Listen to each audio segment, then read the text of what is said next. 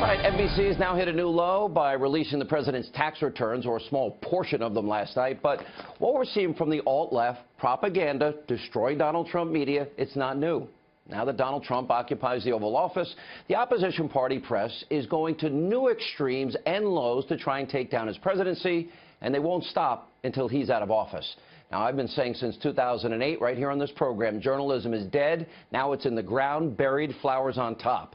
And last night's political hit job by NBC is just the latest example in the media's long list of attacks against the president.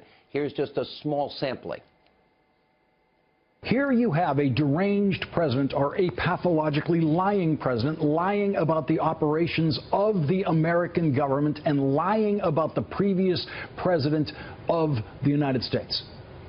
That's enough to invoke the 25th Amendment. But Mike Pence and the cabinet are not there yet. When he said today, America first, it was not just the racial, the Hitlerian background to it. I understand why so many people voted for him. I understand where you were coming from. I understand why you liked him.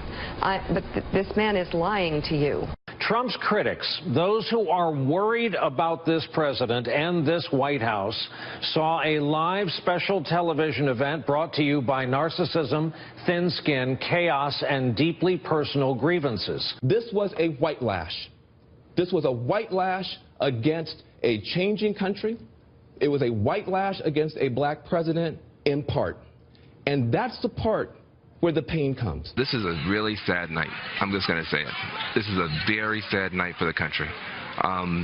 You can't polish this turd. I don't know. Are you using the word lie or falsehood? What are you using? Yes. Yeah. Well, I mean, you have to use the word. You have to call it what it is. It was interesting because I saw Sean Spicer on Fox News, and he said that you were rude. And I thought, if the First Amendment does not require when he called you fake news, what if you had called him a fake president? Beyond awful. And when the alt-left propaganda media isn't doing what you just saw and attacking the integrity and mental health of the president, well, they're running wild with all kinds of bizarre conspiracy theories about the Trump campaign colluding with the Russians. Now, what the biased press refuses to tell you, there is no evidence whatsoever that shows any kind of collusion. Well, that didn't stop the leader of the alt-left propaganda media, Rachel Maddow herself, from going off the deep end last night, claiming that in 2005, a Russian oligarch knew that Donald Trump was going to be president. So he bought a property from him in Florida, and Trump made a huge profit, more than 2 times what he paid for it. And as I said last night, Maddow thinks that somehow maybe Russia knew in 2005 that Donald Trump would be elected president in 2016. Unfortunately, NBC News didn't think that was possible even on election night. That's pretty pathetic, and the media should know better, but they'd rather put their radical left-wing agenda than telling the truth to the American people. That's why they never vetted Obama. That's why they colluded with Hillary.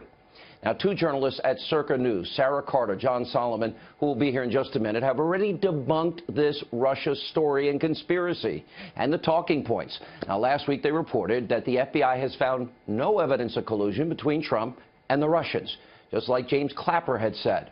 And that's officials that are inside the agency. They are frustrated how it's now being represented by this media that is corrupt. Tonight, they have another bombshell story. Here's the headline, quote, Hillary Clinton supporter pushed Trump-Russia computer narrative investigated by FBI. Now, according to the report, computer scientist and Indiana University professor L. Jean Camp pushed a theory into the left-wing media that a computer server connected to Donald Trump was communicating with a Russian bank. Now, the FBI did, in fact, look into it. They found nothing to indicate collusion between the Trump campaign and the Russians. Now, it's very important to note that L. Jean Camp has donated, shockingly, thousands of dollars to Hillary Clinton, including $2,200 to her 2016 presidential campaign. She's also donated over $10,000 to Democratic groups and candidates since 2004, including the radical group MoveOn.org. But it doesn't end there. Camp also has a series of social media posts where she advocated for Hillary Clinton. She pushed the Trump-Russia conspiracy connection and talked about joining the, quote, resistance.